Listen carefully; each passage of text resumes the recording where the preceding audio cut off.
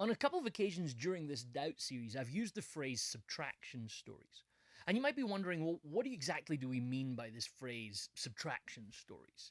The term is actually taken from the Canadian philosopher Charles Taylor, and he uses this to describe the process that many of us go through as people of faith in a secular world. Wherein we encounter various ideas and ways of thinking in a secular world that challenge our notions of faith. They challenge our ideas of faith.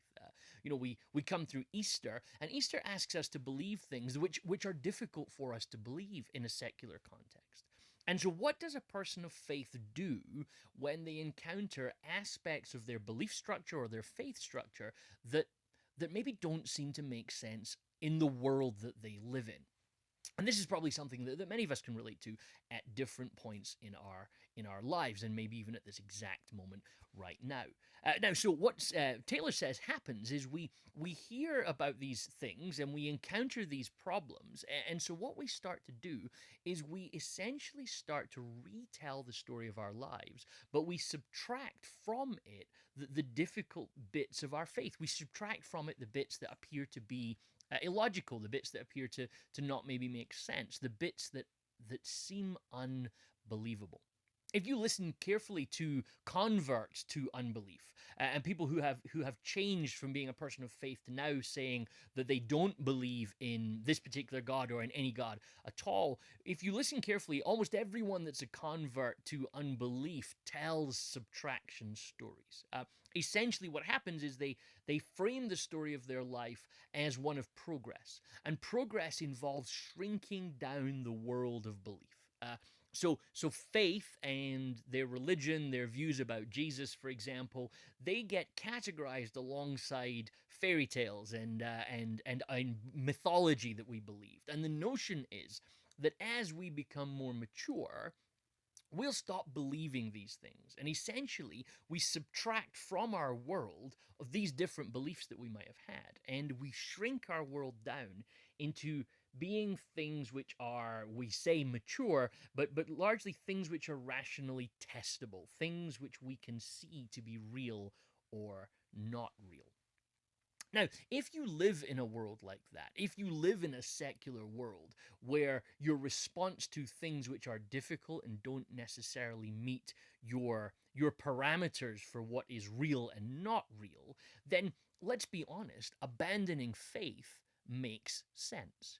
If everything that you believe has to be able to be proved, if everything that you believe has to have some rational, testable, or physically provable nature to it in order for it to be believable, then your world will become quite shrunk down to essentially what can be tested. But also, what will happen is looking at walking away from faith, no longer believing in Jesus, or perhaps no longer believing in the kind of miraculous or supernatural aspects of Jesus. That will just make sense. It will seem like a clever and logical thing to do to step away from all of that.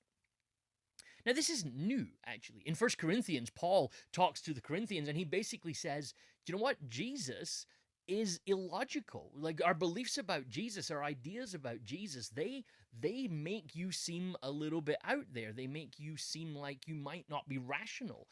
They're going to frustrate your sense of wisdom. Now, what Paul's not saying here is that Jesus is stupid. Actually, what Paul is saying at this point is that he wants to challenge a way of thinking, a way of believing that raises questions about Jesus. And so, take for example, in you might think about where they are in Corinth. They're talking about resurrection, and the basic logic and premise of how they work is we don't think that people who are dead come back to life. Therefore, Jesus can't have happened. That doesn't make sense. Therefore, that can't be true. And Paul basically, what he does when he comes to the Corinthians is he turns that upside down. And he says, well, wait a minute. I know that Jesus came back to the life. So rather than questioning that, I want to question a logic that says that the world of truth can only be proved in certain ways. So Christianity and the faith of following Jesus essentially asks questions of a worldview that says certain things can't happen. Christianity asks us to say, rather than subtracting everything until you're left with something that you can prove in a petri dish and something that you can test in a lab, what if the world was bigger than that? So, subtraction stories are how many of us try and grow our faith. We assume that the path to maturity comes from jettisoning things that don't make sense in our current world. But actually, that's not the way to grow your faith. To grow your faith perhaps might involve questioning the logics and the worldview that says that the world is basically only what we can see, that the world is only the things that we can make sense of. And instead, what we need to do as people of Jesus is not try and shrink Jesus down to fit in the box that we want for him, but is actually to do what Jesus does with our two friends that we meet in the Emmaus Road in Luke chapter 24. Jesus comes along beside them. They're in a subtraction story. Taylor would say they were almost an example of exactly this sort of thing. They've read the story a particular way, and Jesus is dead. People are saying he's been raised from the dead, and that doesn't make sense to them. So what do? We start to subtract from our belief structure the stuff that doesn't make sense. And Jesus evidences for us a different way of thinking. He comes along and he says, your worldview's wrong. The way that you're seeing the world is too small. The world's not flat. It's actually bigger than that. It's rounder than that. It's 3D. And just because you can't see something doesn't necessarily mean it's not real. So subtraction stories end up shrinking our world.